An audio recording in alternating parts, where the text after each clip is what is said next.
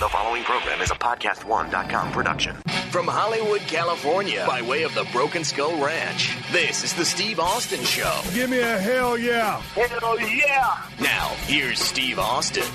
Oh, hell yeah. What's happening, everybody?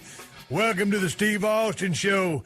I am back in Hollywood, California, here at the, what they call this thing? The Human Optimization Studio? I can't even say that. I've already taken my Alpha Brain. I've had an energy drink. I'm ready to kick ass. And before I kick ass, let me talk to you about some Onnit products. All right, I know you guys have been hearing me talk about all these amazing supplements I've been taking, but here's the deal. If you haven't already, you need to go get some for yourself at Onnit.com/Steve. When you go to Onnit.com/Steve, you not only get the best supplements on earth, you get 10% off. You save money and help keep this show free for everybody. Hey, but I know what some of you are thinking. Shit, Steve. I'm already too smart as it is. I don't need that alpha brain. And my body is already a physical specimen like a redneck Adonis. I don't need to work out with that Shroom Tech Sport to lift those kettlebells.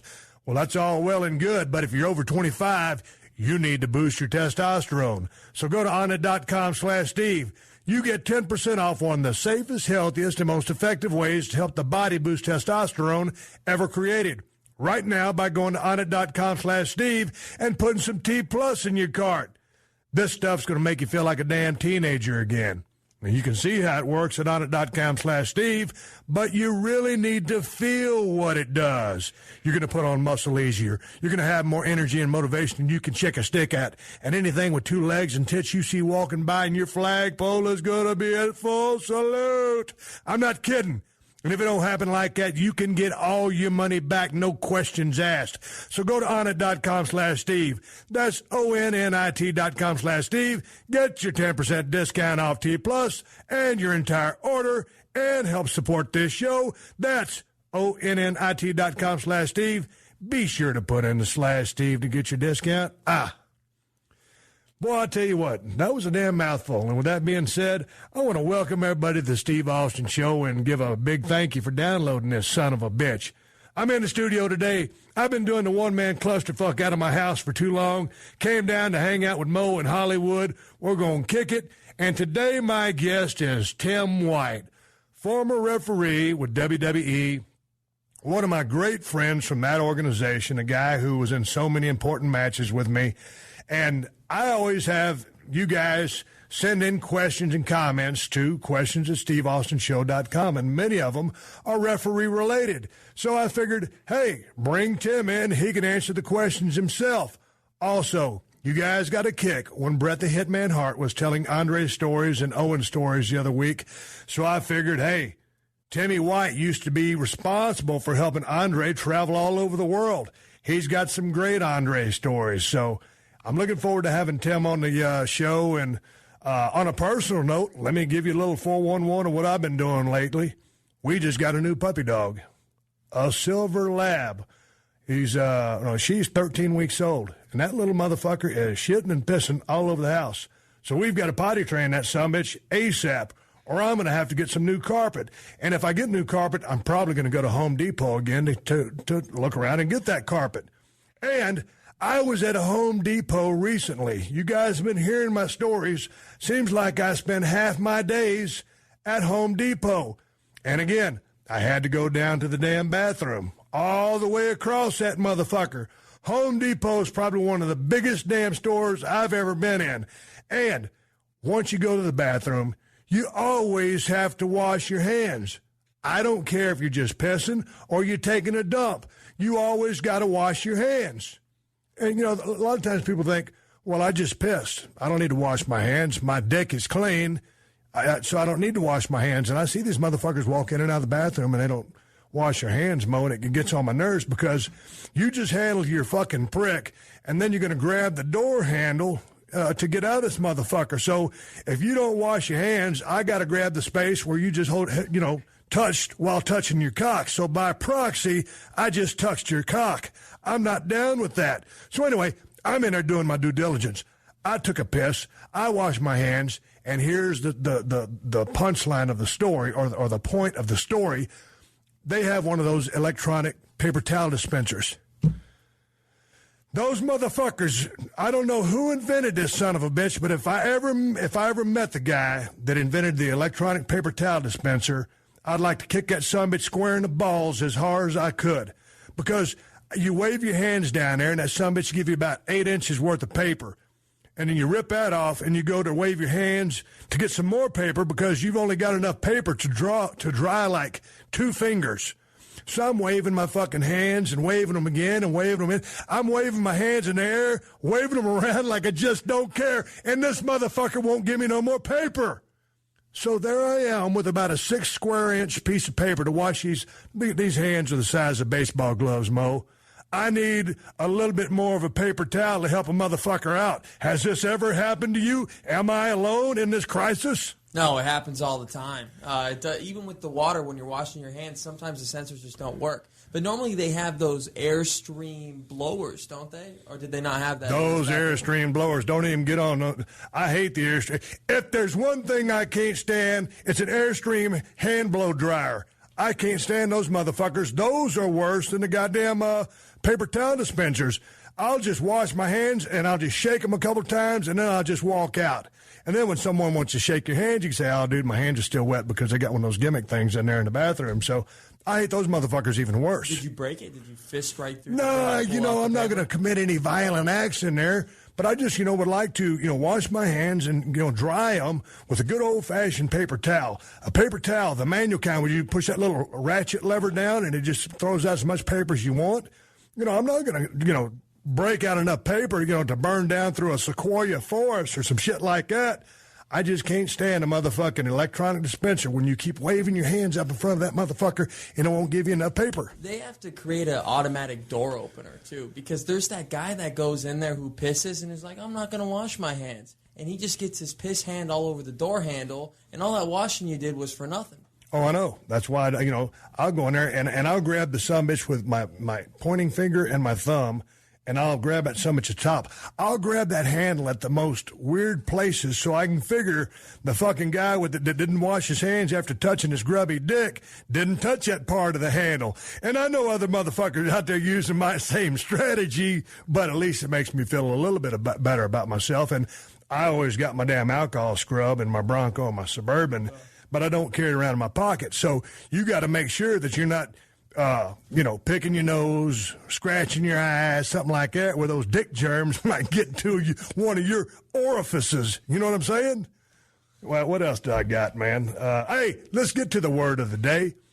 Word of the day. You know what the word of the day is today, Mo? No, I don't. What is it? Today's word of the day is shithead. Shithead is the word of the day. What does shithead mean? I'll tell you. Shithead is an insulting term for a person that is ignorant, narrow-minded, cruel, and or unintelligent. It is generally considered to be a vulgar and profane term. Well, no shit. Today, I'll use it in a sentence. Today, I was driving in Los Angeles traffic, and there's a bunch of shitheads on the road. Mo, would you like to use shithead in a sentence? I could use shithead in a sentence. Dwight Howard, who came to play for the Los Angeles Lakers and then decided to leave us for some Dallas team, is a big shithead. Wow, you heard it here first on the Steve Austin Show. Mo said that Dwight Howard is a shithead. Well, be that as it may. Hey, one time a guy fired me from WCW. His name was Eric Bischoff. At the time he fired me over the phone, I thought he was a real shithead. I don't think he's a shithead anymore. Me and Eric Bischoff we shook hands, and there's not a ounce of grief or heat between us. But back in the day, I thought it was a shithead for firing me. Turned out to be the best thing that ever happened to me. But you know what? Fuck talking about me. Shithead's the word of the day. Let's move on. I want to welcome a good friend of mine to the show, former referee with the World Wrestling Entertainment, Mr. Timmy White. Tim, welcome to the show, brother. Steve, I couldn't be more honored than to be with you again. Well, I tell you what, you old rascal. We went through some damn wars back in the day. There's some sidewinders, I know that. And I know what we went through. And I'll tell you, as I sit back and reflect, it was all great. Hey, I get a lot of wrestling questions on the show, Tim. And I put out a tweet about you being on the show. And if you had any questions, to send them over to the address that I provide, questions@steveaustonshow.com. There's many questions I'm going to ask you. We're not going to get to all of them. I know that you also were responsible for traveling. You and Arnie Skolin, who traveled with Andre the Giant first, and then you took over those duties. So Bret the Hitman Hart was on the show a couple of weeks ago. He told a couple of stories, and those got over real big. I thought you might drop a couple of Andre the Giant stories on us that you guys had while y'all were traveling. I'd be glad to, and I have to say this, and you know how the business works, and I've been in it 32 years, and Arnie Skolin was like my dad, and Andre was like my big brother. And I was able to roll through life in that business and have just unbelievable times because those guys were the greatest, and they took care of me, and I took care of them, and that's the way it went. Yeah, we're going to remember all the positive, good stuff, about Andre. Man, I met Andre. I loved Andre. You know what? When I first met Andre, he threw me out of the locker room. But hey, I want to get to that in just a second. I want to ask you, first of all, let's talk about you for a second, because you were a referee in the business. How long did your in-ring career last? I think, Steve, because I'm really foggy on that, because I got hurt and then I came back, and about 16 years, I think. Okay, so what possessed you, Tim, to get in the business of professional wrestling? Were you a fan of the business growing up? You're from the Boston area. Never went to a match, ever. Are you kidding me? Not that I watched it on TV, but I wasn't a huge fan. And when I was in college, I played baseball, and one of my best friends in the world to this day, Ed Cohen, we played baseball together in college, and the McMahons owned the Cape Cod Coliseum back in the day when it was all territories. And I was boxing a little bit just to stay in shape, and he called me, said, there's a boxing show down here tonight, and I went down, I met Vince, and off I went. But I think the fact that I was not a fan, he wanted to teach me the business, and that's what happened. So why did he gravitate towards you just to want to teach you the business? You guys seem like you hit it off pretty good. If you've not really a fan of the business. Steve, it was unbelievable. If we just hit it off. And he asked me to name 5 professional wrestlers. I could only come up with 3. And I said to Vince, no disrespect, believe me. You guys are great. And name the 3 professional wrestlers you were able to name. Bruno Sammartino, Chief J Strongbow, and Andre the Giant, believe it or not. Well, those are 3 great ones. Let's talk about refereeing a little bit. People ask me all the time, what is the role of a referee in a match, and does a referee really matter? And I say, oh, my God. I mean, a referee in a professional wrestling match is, man, they're in. I mean, that they can make or break a match. They're enforcing the rules. There's good versus evil. They're enforcing the rules. Sometimes there's the distractions that happen. Referees help communicate signals sometimes. Back when I was breaking in a USWA in Tennessee, when we were working in Nashville Fairgrounds, the dressing rooms were on different ends of the building. So if I was working babyface, here comes Frank Morrell, and he'd give me the finish. And that's all he'd give me. And, of course, it came from the other dressing room where Jarrett's were at. And so, they deliver messages. But first and foremost, man, I mean, those guys are out there enforcing the rules. They're part of the storyline. Sometimes we're going to have some bumps and stuff involved. Once you started training in the ring, Tim, in wrestling, it takes a couple of years for a wrestler to really get his chops up. How did you adapt? Who broke you in as far as your training? Well, I have to tell you, Chief J. One day he came to me, and when I first started in the business, and like I said, I had no idea. I was greener than the Jolly Green Giant. I had no idea. And when I started, I was doing the concessions, selling the T-shirts and programs and whatever. And things rolled along. Chief said, you're about the right height, and you're in good shape and all that, and why don't you get in the ring? And he guided me along. So how long did it take you, Tim, before you thought you were a very accomplished referee? Well, that was a couple of years because I was green as hell. And a quick story, the chief, I did it, he was running the shows and handling the business up front, but he was still in the ring. And I do his matches, but he talked me through them. And like I said, I was just learning. And back in those days, that's how you learned. You went on the road and just did it. And then he finally gave me a match when he wasn't in the ring, and it was with Rocky Johnson, and it was a curtain call.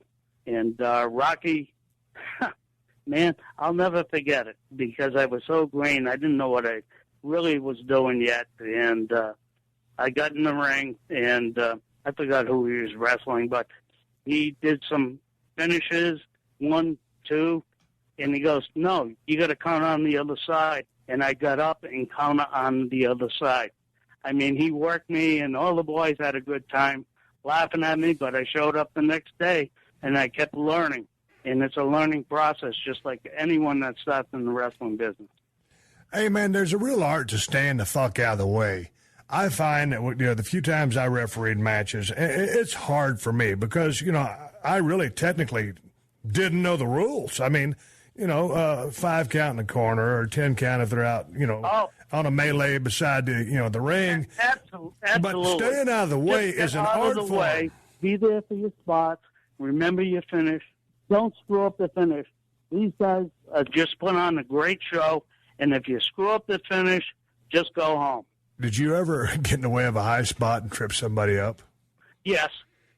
What do you do at that point? Did they eat your ass out? Yeah. Oh, well, when I got back, we did.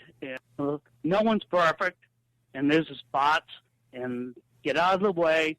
No one paid to see the referee or anything, but the highest spots are the false finishes, and that 1, 2 can take people right out of their seats. I used to time, because I knew the match, I used to time 2 steps away instead of being right there on the scene. So it's 1, 2, and it's like a dud.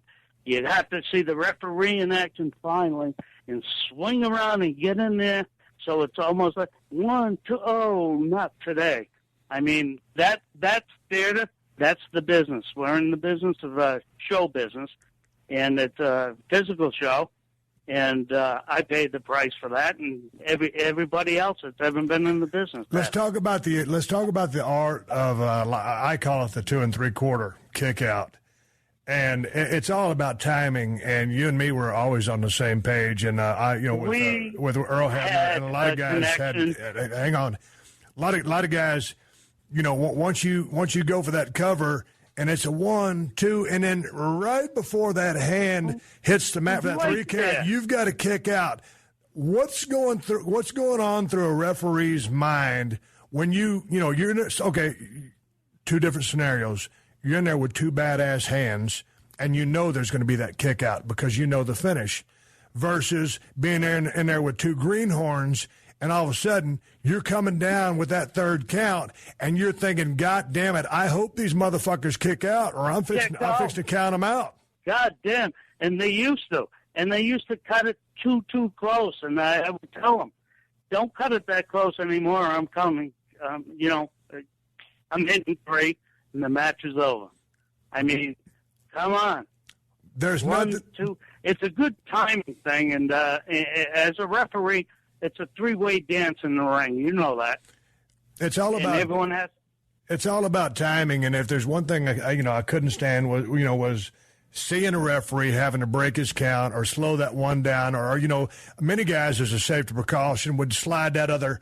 If he was counting with his right hand, he'd slide that left hand underneath the pin guy's shoulders and kind of create a little distance just so he could seemingly say, oh, his shoulder blades were off the mat just to save the match.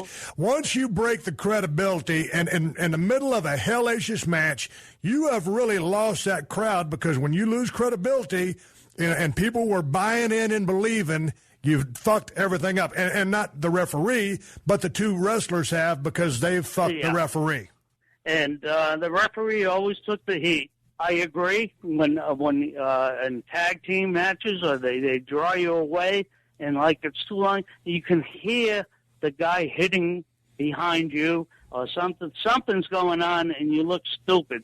You're standing there, and come on. So that kills. If they had a 12-minute match, at 10 minutes and 40 seconds, they kill the match by doing a stupid spot. Do the spot and get out of there. Let's talk about heat going to the referee. So many times, you want to use those referees correctly. And, say if it's a tag match and one guy's drawing a referee and trying to, get a little heat on the baby face, and the heat should go to the heel tag team. But if they're burying that referee, if they've got him too long and all the shit's going on and the whole crowd's in on it, it totally fucks the match up for the heels and puts egg on the referee face. And so then, again, referee has lost credibility due to the fact that the guys are abusing him. That's absolutely true, and it takes the air right out of the balloon. And when I was my early days, boys were the boys, so I was kind of hesitant to say something like, "You're burying me out there. That's a shitty spot, and that kills your match." But like you said, the green guys, they didn't know, but I was learning quick. God damn, get out of there. If you're gonna do a heat spot, do it and get out, and then move on, finish the match, keep the pace of the match going, and let's go to the finish. Let's make it. It's a roller coaster ride, as a referee. God damn, I know I'm not in the match, but you're there for certain spots, and the false finishes, 1, 2, and like I said, I'd pace myself because I knew what the match was, and so I would never be right there. I'd have to come around and hit the 2 count, and it was a roller coaster ride and take people right out of their seat. It meant something, but you can screw that up, and if you screw up a finish after the guys work 10, 15 minutes, setting up a match and climbing the ladder, and then you screw it up, it's unbelievable. Let's talk about ref bumps, Timmy. Sometimes referees got to go down so some business can happen. How many times you been freight train taking a bump? Well, Steve, I had 9 surgeries as a referee. 9 surgeries as a referee, and you guys are just out there just calling the match. 9 surgeries. Pretty damn physical job. Yeah, you know what? Some guys, we screw up sometimes, and everyone does. You never know when you get hurt. It's a physical show. You know that. I'm not telling you anything. But I took it, and I came back. But that Hell in the Cell match with Triple H and Jericho pretty much finished up by my shoulder. It's bad. So, hey, you've seen some bad stuff in the ring, and you and I were talking yesterday. And when I was working with Owen in New Jersey, I was 97 or whatever it was, I got dropped on my head. And Earl Hebner was my referee in that match. But once I got dropped on my head and I called an audible, and I relayed that through Earl. I said, tell him roll up for the win. And that's what we did. And that was, the referee relaying a message. But you and Jimmy Corderas came down to that ring to try to help get me to my feet so I could walk around a little bit. And when I watched that match back, and you guys picked me up, and then I'm trying to be independent and walk on my own, and I can barely do it. The lights are on, but nobody's home. When you guys were in back and I took that pile driver, what was going through your mind? I knew it went bad. I've watched enough matches. I said that he's hurt. I was on my way to the ring before they even said go. I knew you were hurt. You know what? The match is over. Here's the thing about referees. Not only are we putting on the show, we're also there for the safety of everybody in the ring. I remember stopping in an Eddie Guerrero match, and he was pissed. And God bless Eddie. I loved Eddie. He pulled his hamstring just doing crossing the ropes. And I could see him pull up, and I knew he was hurt. But stop the match, okay? It's a show. Why would you ever hurt somebody forever and let it go on, Well, there's all kinds of things that go on in that ring. Safety is first and foremost, but, accidents happen. it is what it is. What's the worst injury you've seen in the ring firsthand while you were in the ring working?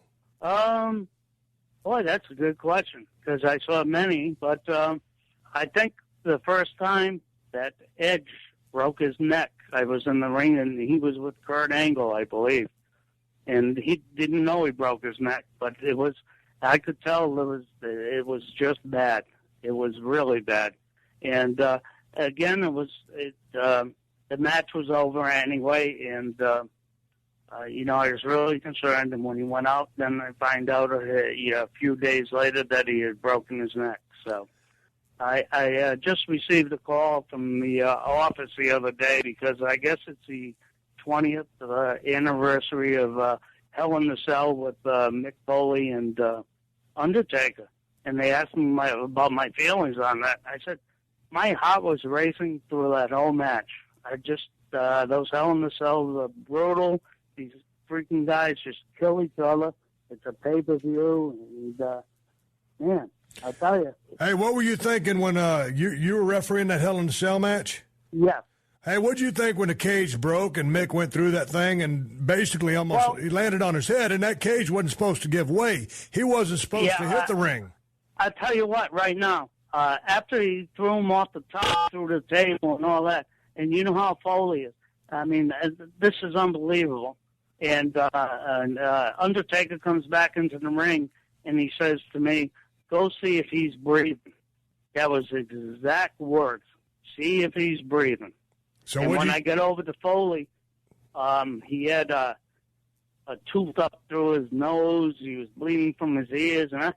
And then Foley goes, where are the tacks for the finish? Jesus. I said, what are you crazy? He goes, get the tacks. I'm going, oh my God. So, as a referee, you're relaying messages back and forth.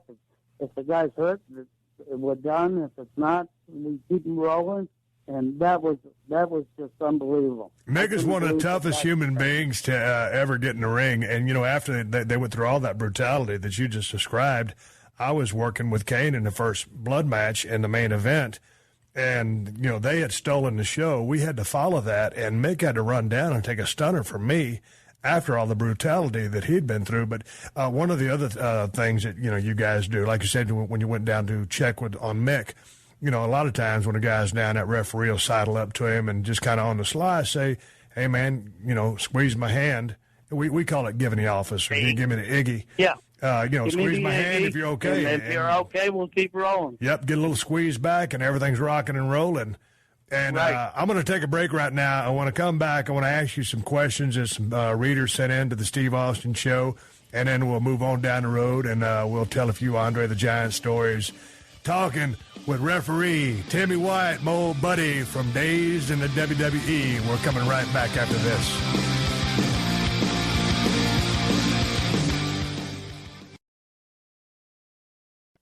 Welcome to the Steve Austin Show.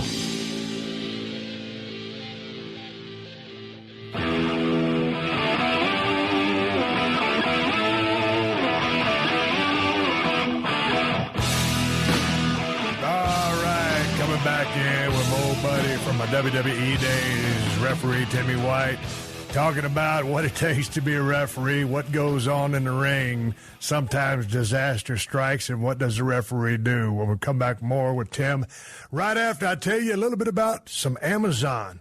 Hey, if you guys looking to buy something online and want to support the Steve Austin Show, here's what you got to do. Go to PodcastOne.com and click on the Amazon banner on the Steve Austin Show page. Look for the Amazon link. Doing that gets you to the same Amazon place you normally go, but with a bonus. Amazon kicks back a small percentage of the sale to help support the show. That means more Steve and fewer ads to pay for doing this. Hey, and on another note, you can also go to my website, BrokenSkullRanch.com, and click on that same Amazon link. That is still supporting the Steve Austin Show. Help keep this show free for everybody. And while I'm flapping my gums about all this, you can follow my dumb ass at Steve Austin BSR on Twitter. Now, we've been talking to referee Timmy White. Tell him about some old war stories, some bad things that happened in the ring. And I put out some questions, and people responded with some things they wanted to know. And, Tim, I got a question here from Graham. And I know you've refereed a shit pile of matches, but what was your favorite match to referee? I refereed so many. That's a tough question. But just throw a top one out there. The favorite match I ever refereed was the only one I refereed with Andre the Giant. Which one was that? We were in Europe, and back in the day, and Andre and I traveled together, so that was not going to happen in the. But this is back in the day. There was no cable or YouTube or anything else like that. But Andre finally, when we were in a tour in Italy or France, I don't remember, he goes, "Boss, I want you to referee my match." And that was my favorite match of all time. Hey, here's a question from Danny over in Ireland. This show goes all over the place, folks. As a referee, have you ever found yourself in a situation where both wrestlers are working stiff and you're worried it might get out of hand and too personal? Absolutely. Absolutely. There's some guys, and it's a co-op business, and I've been involved in those, and the only thing I could tell them was, let's do business, and take it to the back, because, we have a job. If you continue this way and you screw it up, then you might not have a job. It's funny when you guys in the ring. One time we'd been over there, and it was the usual 2-week tour. We'd go a week in England and then a week in Germany, back to back, whichever country was first. Right. I don't remember, but on about day 10, guys are pretty hammered. We've been been drinking pretty much, and we're working our ass off. And I was out there working with Big Boss Man, whose real name was Ray Traylor, and Ray was one of the biggest sweethearts who ever was in the business. And he had a good left hand. He could knock a dog shit out of you. And Ray was a little off that night. And he lit me up with about 6 or 7 potatoes during the course of that match. And I was always very patient. When a guy was a little bit snug with me, it took me a long time to send back that receipt. And finally, after about number 7, I looked over at Earl, and Earl kind of had that shit-eating grin on his face, and I looked at him, and he knew that I was about to go ahead and send one back. And I sent old Ray in, and I just grabbed him by his arm, and I said, "Watch the clothesline." And old Ray hit the ropes, and here he comes running back across the ring, and I didn't hit that summit with a clothesline. I balled up my fist on my right arm, and I hit that summit square in the forehead as hard as I could with my forearm and knocked him down to his knees, and it was like almost just like a cartoon on a Saturday morning. You could see the stars over his head. And he knew what was up. He had lit my ass up, and I gave him a big-ass receipt, and he just looked at me, and, he was such a sweetheart, and he was a big guy, and he just looked at me with a smile on his face, and he goes... Let me tell you something, I love that guy. I know, but he just looked at me, and he goes, "Okay." And he got it, and he didn't touch me for the rest of the damn match. And that was just a classic story from a sweetheart in the business. Yeah, and Ray was, and man, God bless him. And but he hit you a couple times too many potatoes. How many? You know what? I'm not here to have a potato dinner. Come on, cut it up. Hey, here's a question from Jeff. What makes a ref really good? What are certain aspects that it takes to make a ref good? Well, again, I was very thorough. I'd go through the matches with the guys over and over again. And my timing, because it's a show, the matches, it's like a slow burn. And then you bring it towards that finish. And that's the false finishes and the finish have to be just right. And like I said, I went over the matches, so I know what I'm doing, and I know what the finish is. So I time all the matches, all the moves, to where it's like really like, oh no, 1, 2, not today. And everyone jump out of their seats. You just got to know how to work, and you have to dance with the guys in the ring and have a great timing. But in my opinion, what also makes a ref good, a good referee has to have good fire, because after so many times, when you're breaking up that heel off of that baby face, and sometimes that that heel gets a little bit physical with that referee. And, Nature Boy Ric Flair always used to like to use the push spot. But even in just after that 5 count in the corner to get a guy off, you have to have fire, and sometimes you have to jump down that heel's ass and chew his ass out. So you've got to have fire, but you've also got to establish credibility. You've got to be very constant.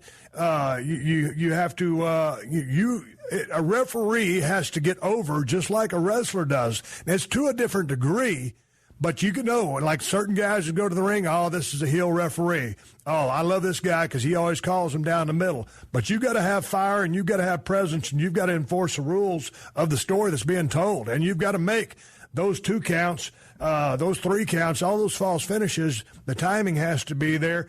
And also to keep those guys from burying you and putting the heat on you. Yeah, and I learned as I went through. And believe me, no one had, if you go back and watch any matches I did, I had fire in my eyes I would back a heel back up. I would fight for the thing. So it as people would watch, said he's fired up. He's really enforcing the rules. This is the way it should be. That's what a referee's supposed to do.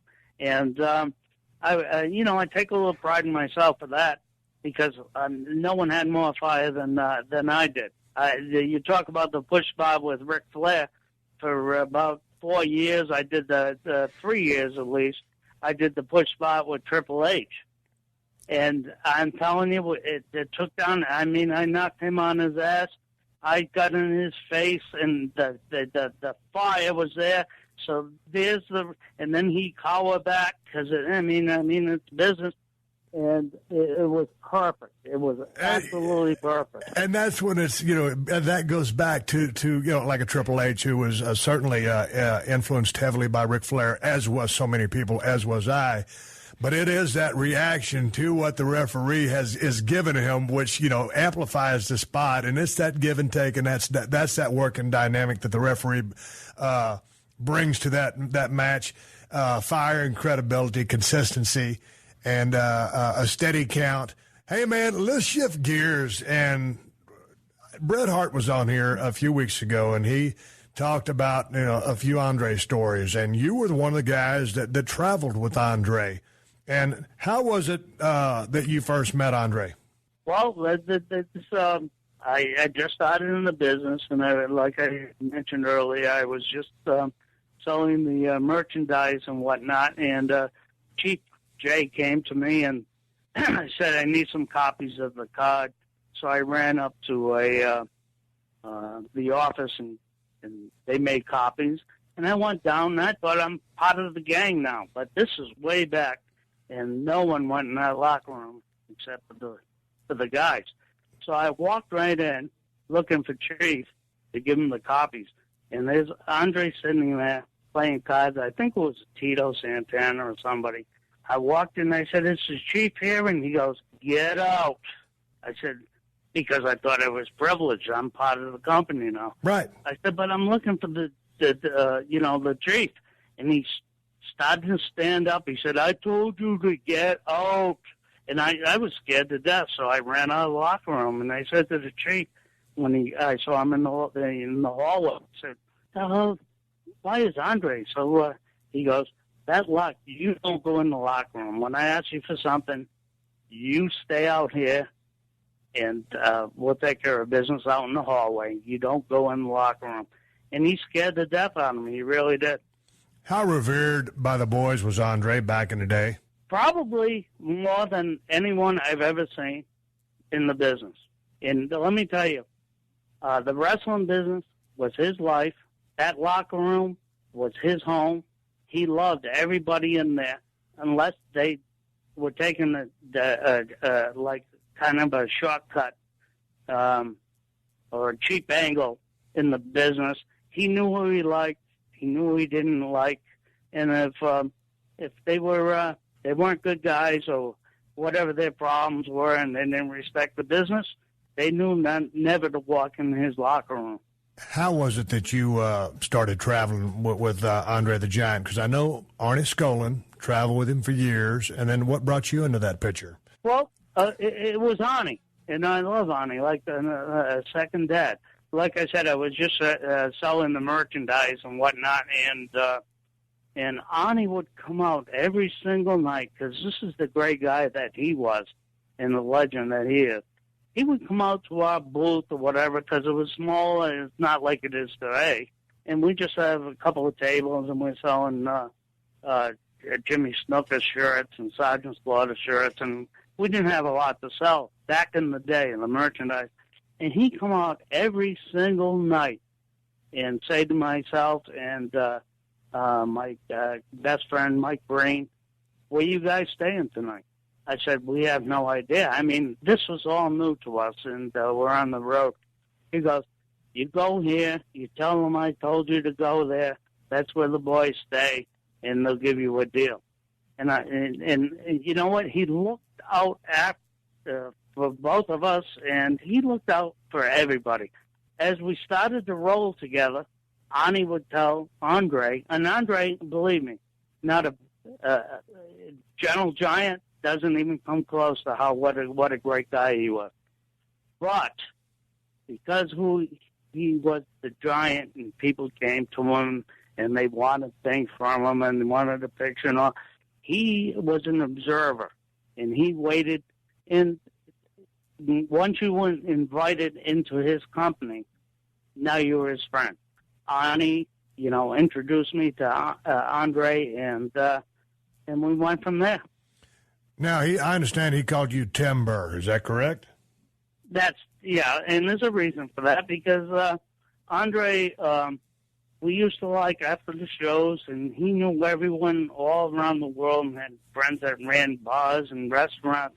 And we'd go out and we'd have a few libations after the night, and no one, believe me, no one could drink with him. He left more dead bodies in his wake than, I could even tell you.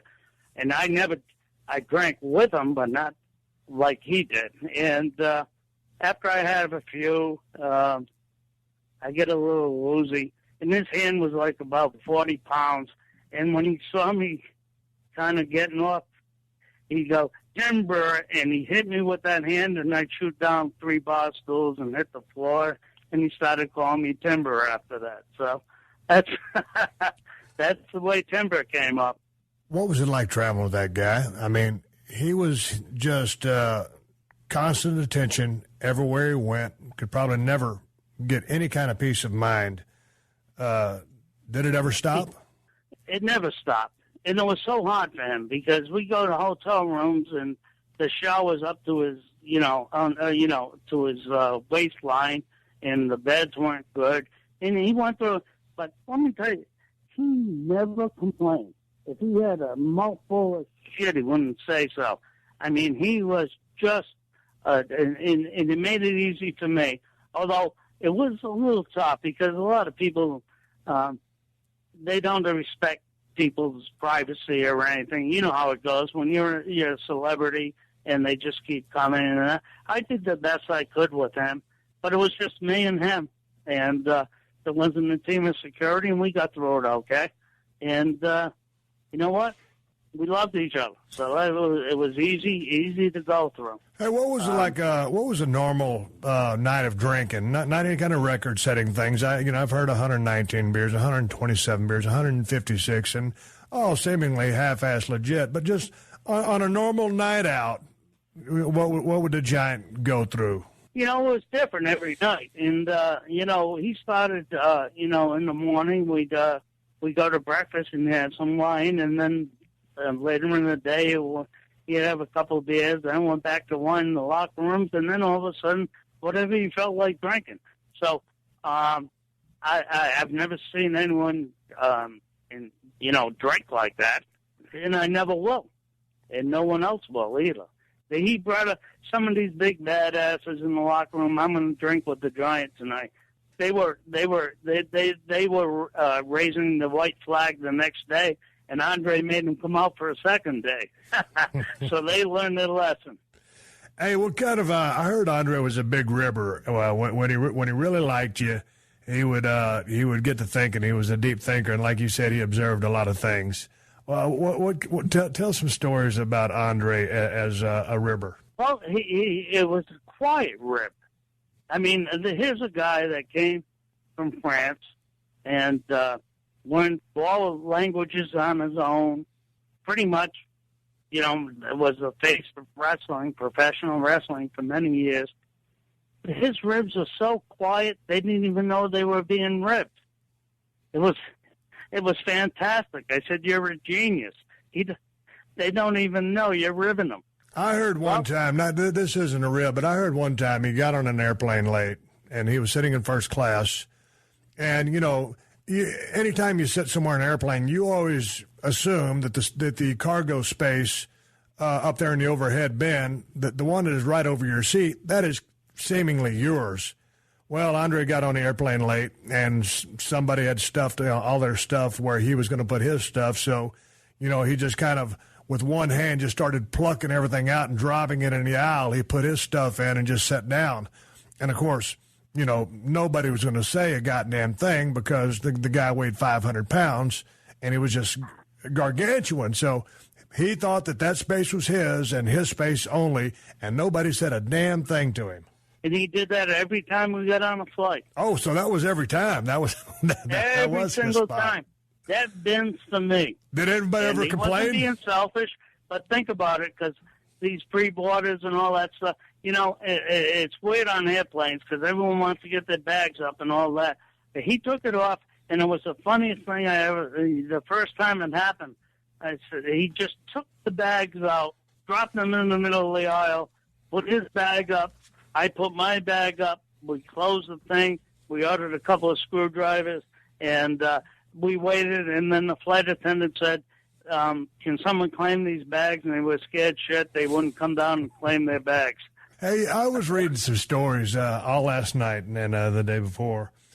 I had never heard this, but I'd read that because it was so hard for Andre to travel, and so when Arnold Skolin was traveling with Andre, and it was to help facilitate the process because this guy was so big that it was hard for him to drive, or probably couldn't drive a normal car. And so one of the stories I read was that Vince, or maybe it was Vince Sr., had a trailer built that Andre would travel in. Was there any truth to that? Because I'd never heard that until I read it. No, Vince Jr., and we had a customized van made in Long Island, and we used to travel on that along. And then to make life easy for my friend, I had a book where I rented vans and whatnot because he just couldn't fit in the dock. Could he drive a car because of the steering wheel situation and the gas pedals and everything? Could he actually even drive? No, not when I got with him. He was too big. He couldn't. No way. And to watch him, let me tell you, the stretch limousines, what a waste of time for him. He'd say, forget it. We'll take a taxi, van taxi, because it was so uncomfortable. He couldn't fit. He just couldn't fit. And he went through so much shit, Dave. It was unbelievable. And he never said nothing. He always had a smile on his face. He treated everyone well. Like I said, he loved the locker room. That was his family. He took care of business in there. But I heard that when Andre didn't like somebody, and this is another story I heard. And before I take care of a little bit of business, I want to get this last story in.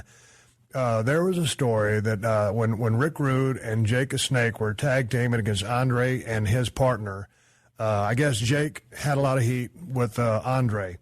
And Andre would get Jake down on the mat and stand. Jake kind of had that long, stringy hair. And right. Andre would stand on either side of his head and be standing right on his hair, and he would just grab his arms and just wrench him up. And, Jake's looking at Rick like, please tag in so this Summits will quit torturing me. Was there any truth to that? Absolutely. Because probably, and I can't speak for Andre, of course, but if you were screwing up, they didn't respect the business, or your outside activities were involved in the business, he would go in the ring, and he wasn't a violent guy at all, like I said. But there were certain guys that thought they could get away with stuff, and he told them to get out of the locker room, and when he got them in the ring, they understood who was running the business. Hey, how strong was Andre? I mean, I know he didn't really work out, but just with just that natural body power, he could do basically anything and everything he wanted at any time, correct? That's correct. You know what? He never worked out. I mean, we did after he had his back surgery in England. Here's a funny story for you. He was living at the Stanford Hyatt Regency or something, and every day I used to pick him up, and we'd go to Vince's house. Vince's gym at his house in Greenwich is probably as big as most gyms. And just to get him rehabbing from his back surgery, and Vince would come, I'd see Vince in the morning, and he goes, oh, beautiful. And Andre's working out, he's feeling better, and everything's good, and all that. And then Vince would go in for a workout, and we go to the kitchen, he'd start drinking beer, and it's about 9 in the morning. Vince would come out of the gym and look and go, Jesus Christ, what the hell? It's like a, fertility. It wasn't, but Andre did go, and he didn't work out much. He didn't have to work out much. I mean, goddamn, he's a giant, and just his body weight and mass, no one could really touch him. The Steve Austin Show. The Steve Austin Show.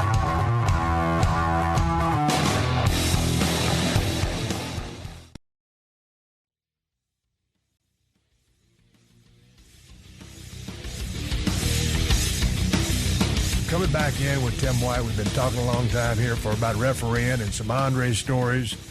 Andre the Giant versus Big John Studd. I remember that match well. What did Andre think of Big John Studd? Well, I have to tell you, the reports that they had heat, they did. And when John Studd came into business and stepped over the top rope and declared he was a giant, so there was some heat, but they eventually, in the business, they settled their ways, and Studd, apologized to him, and he worked with him. So it was a good, at the finish, the WrestleMania, the money match and all that, they were on good terms then, but there was a lot of friction and a lot of heat before that, because Studd, he was a giant too, and there was only one giant, believe me. Andre was, he drew so much attention. I know he loved to play cards. I know he loved to drink. What other kind of hobbies did he have? Just to relax or have a good time? Actually, first of all, he really, when you were in his circle, he loved people, and he loved being around people. And he would make himself the brunt of jokes and act the goof and do things, but he ate. Oh, let me tell you something. When it came to women, he put them on a pedestal. He treated them, if there was a woman around, he was just a good man, and he loved life. But other than the road, which we were on the road 300 plus days a year. And he was never left alone, but we really enjoyed when we used to go back down to his ranch, and we'd ride the ATVs around, and he loved the animals. He actually, I don't know what it cost him, but he had a huge ranch in Ellerby, and he put up a fence all around the ranch, so that the hunters couldn't kill the deer. Whatever livestock or animals or free animals were on his property, he didn't want them killed. He loved his dogs. He loved his horses. He raised Texas Longhorns. He just really, when you got to know him, which was tough for him because, like we said, that celebrity, you can't hide from anyone.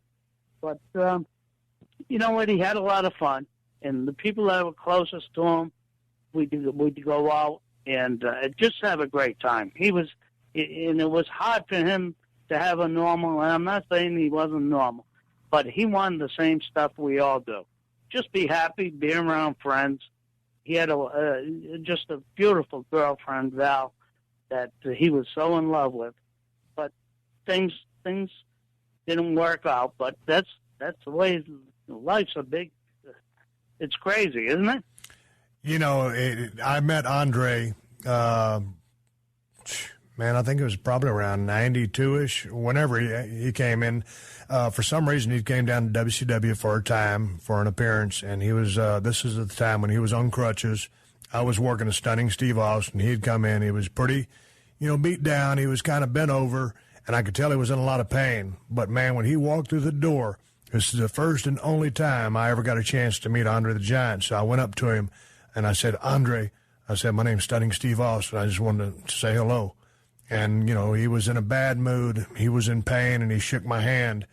But I'll never forget it because, I love hearing old Andre the Giant stories because that guy, was, if not the biggest draw in history of the business, one of the top three, and an absolute legend. And anybody in the business just is just in awe of the guy and loves to hear Andre's stories because he was such a character and such a fun-loving guy. As you've said, and through all your travels with him. But going back to you, Timmy, before we wrap this up, you got any regrets? Anything with your career in the business of professional wrestling? Anything you didn't get to accomplish? Was there anything you wanted to accomplish but didn't get a chance to? Well, when I first met Vince, I was on the list to go to the FBI school when I graduated college, and that was my dream, my goal. And now I have friends that are in the Secret Service and FBI, and they said, you are the luckiest bastard alive. You got to travel around the world, work with those guys, get in that ring at Madison Square Garden, the pay-per-views. You are lucky, and I'm a lucky guy. I really am. I just like I said, life's crazy. Things work out. Hey, what do you think these days, the work style in the ring has changed a little bit? It's a quicker, fast-paced product, and everything has changed. I mean, the game of football, the baseball, hockey, everything has changed. What's your take on, and I mean this in a positive way, just on work style maybe 15 years ago versus work style today?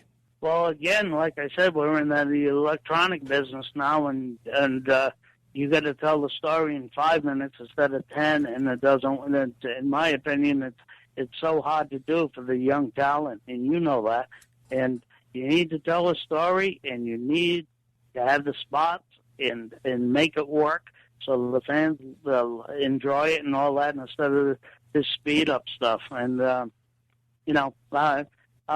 it's funny now that after all these years in the business that I'm seeing all these second generation kids come in, and they're all excellent, and they grew up in the business, and I'm wishing them the best. But it's kind of tough. It's tough, and I mean, you know what you went through to make it through, and you were one of the greatest superstars they ever had.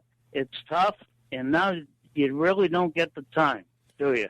It is tough, and the lay of the land is so different these days. All the territories are gone. There's not really any places to get consistent end-time ring in front of a crowd with a great opponent or a veteran opponent that you can actually learn from, a guy who's maybe been in the business 10 or 15 years to help teach, help train you. But it is what it is, and I still love the business today. I always will, as you. But sometimes, when you watch and guys are trying to work so fast and hard because, they're trying their hardest. But like, to your point, I know. Not enough time, just not enough time to tell that story. And it's a very, it's hard to be in the boots that these young men and women are in these days. It's very tough. Absolutely. I feel for them because I've seen guys with unbelievable talent, but they just won't let them loose. Well, hopefully they groom them and they recognize that talent, but you don't have much time anymore. And you know what, Steve? I think what was it, in Milwaukee that's when you came up with Austin 316. Yeah, King of the Ring in '96. Yeah. And that was in Milwaukee, wasn't it? Yeah, Milwaukee to Mecca. Oh, you just fucking, you know what? No one wrote that script to you. No, man, I got out of that ambulance, and I just got my lip stitched up from when Mark Merrill kicked me in the mouth. And then there was Doc Hendricks there to tell me what happened. And if he had never told me what happened about Jake cutting a religious promo, I would have never been able to come up with my promo right there on the spot because I never would have heard about it. So I fluked into that, and I got lucky. Oh, there you go. But did that change the business? That's like Brett and Sean, and there's defining moments in that business, and then it lasts, and that was your day. You just turned the page right there. Hey, a couple of quick questions before we leave. When you all the time you spent in the ring, just give me a couple of guys who you really looked up to as far as performance in the ring, and I think you just mentioned two of them. And whether you like them or not, and I know you do. Shawn Michaels, Bret Hart, two of the best ever. Who else impressed you in the ring, mechanically or ring general, or in any standpoint from a technical matter? Then, well, it was funny. Earl Hebner was number one, and I was number two. So I was always doing the ICC, the Intercontinental Championship thing, and believe me, I loved working with Razor. Yep, Razor was good. He was damn good. And I loved working with Triple H. That's where he was, because I forgot who was on top then, but we went through matches. I had a blast with Triple H. I really did. One of the things I liked about matches ever was we did a match with him and Henry Godwin. He used to bring that bucket of shit out there, and the thing fell over, and it was rolling across the ring like the blob. And the guys, we were laughing our ass. They changed their match to like half of the ring. But, I've had a lot of great times. Ric Flair, and let me say this, one of the nicest guys, greatest guys, a legend in the business. I love him to death. And I didn't get to work with him much. I probably did one of his matches, maybe two.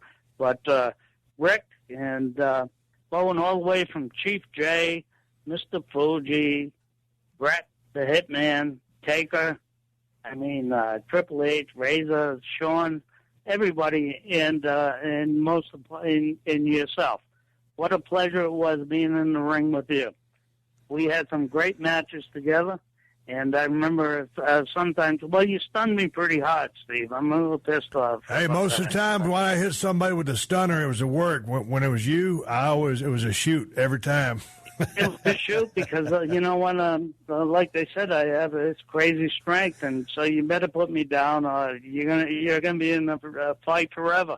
I remember one time, and we were working in Philly. It was WrestleMania 15. I was working against The Rock.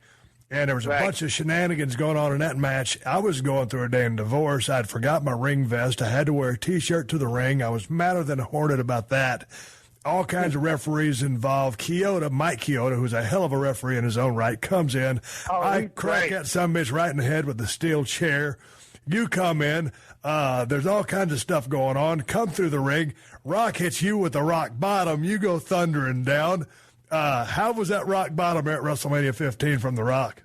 It was perfect. It was like landing on a pillow. He squared me up. He put me down. It was good. And the crowd popped like a sumbitch on that. Well, I'll tell you. When we first got together at the production meeting, they said, Steve's going to hit you with a chair. I said, I'm not getting hit with a chair. I can't do it. I can't do it.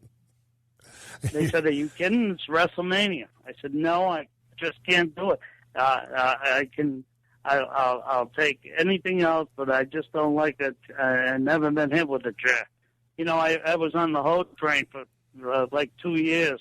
All I had to do was dance. But and that's a good call because nobody really gives a shit about getting hit by a steel chair. I'm taking my share. I know the adrenaline's pumping, and I'm not used to it. You guys are the toughest bastards in the world. I can't take a chair, and I just kind of balked at it, but I went with the thing. Hey, that's a smart call. I wouldn't hold that against you at all. And people always ask me, hey, those steel chairs really hurt?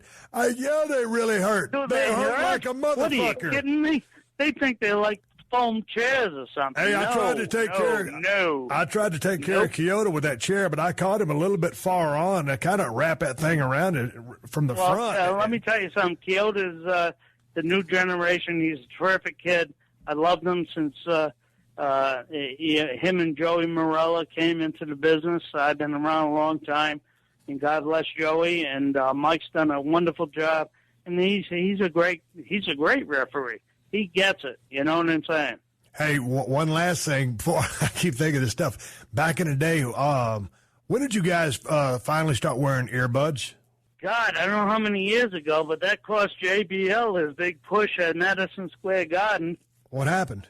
Well, it was a Survivor Series, and it was at teams of 4 or 5 or whatever. But there was a bunch of finishes, a bunch of moves, and but anyway, JBL's supposed to win the whole deal, and somehow, and they always. Here's the thing with the referee when they did the earplugs and all that. You're so distracted, it's unbelievable, and you're trying to make the match look like it makes sense, or be a referee, but they're screaming in your ear. Get them to the hot camera section. Get them over to that. Stop right there, Tim. Just stop right there, Tim. Well, what I'm talking about, people, to not everybody that knows, for a long time, the referees just were out there refereeing the match, and they were just going accordingly, and they still were. But then technology started coming around, and they would give them an earpiece just for a little bit of direction or instruction, or hey, go check on somebody. They don't control the match, but sometimes for positioning, they might give them a cue. So when all that's going down, you got somebody screaming in your ear to do this, and I've been in those shoes because I've worn those things before doing some of my shows on television. When you have all this background noise, sometimes you can't hear nothing, and so they're screaming in your ears, but the crowd is so loud, everything gets discombobulated. So continue with your story. It's unbelievable, but to cut it to the chase, Bradshaw gets rolled up by Savio Vega, and they're screaming at me about something else. I went down and hit 1, 2, and I hit the 3, but he kicked out. Now you're in the middle of a pay-per-view at Survivor Series in Madison Square Garden. Bradshaw looked at me like, what? I said, what are you going to do, stop the match now? I screwed up. So that was probably the worst day of my life, and Bradshaw was very kind to me and everyone backstage. I just, for a brief moment, I lost what I was doing, and I hit the 3. And then now it was really it was really weird because the guy that was supposed to go over is out of the match. So they're changing on the fly. Talk about screaming in the earpiece. It was that was a tough day. Tough day at the office. Hey, we had a good time sitting here talking with Tim White, longtime referee with WWE, a very good friend of mine, a guy who I always love reffing my matches, had a great chemistry with, and a guy who got a chance to travel the world with Andre the Giant, the one and only Andre the Giant, who was inducted into Hall of Fame in 1993 when WWF created a Hall of Fame, and he was the only inductee that year. Tim, I want to thank you for coming on the Steve Austin Show. I appreciate your time, and thanks for talking to me and sharing a few Andre stories. Well, Steve, it's my pleasure, and as always, I miss you. I wish if you get back in the ring again, I'll get in shape. I'll referee the match. You got a plan there, mister. You got a plan. We'll see what happens. For Tim White. All right. Well, and tell Mo that I said thank you, and hopefully the show was good. You got it, Timmy. I appreciate you coming on the show. Until the next time, folks, on the Steve Austin Show, this is me, Steve Austin, live and living audio saying, I'll catch your ass down the road. This has been a PodcastOne production. Download new episodes of The Steve Austin Show every Tuesday at PodcastOne.com. That's PodcastOne.com.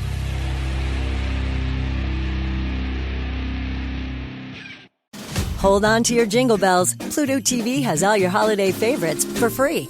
Enjoy Christmas classics like Scrooge with Bill Murray or Last Holiday with Queen Latifah. Plus, dive into festive channels like holiday movie favorites by Lifetime or Hallmark movies and more. Download the Pluto TV app on all your favorite devices and start streaming holiday favorites on live channels and on demand. With thousands of free movies and TV shows, Pluto TV is your home for the holidays. Pluto TV. Stream now, pay never.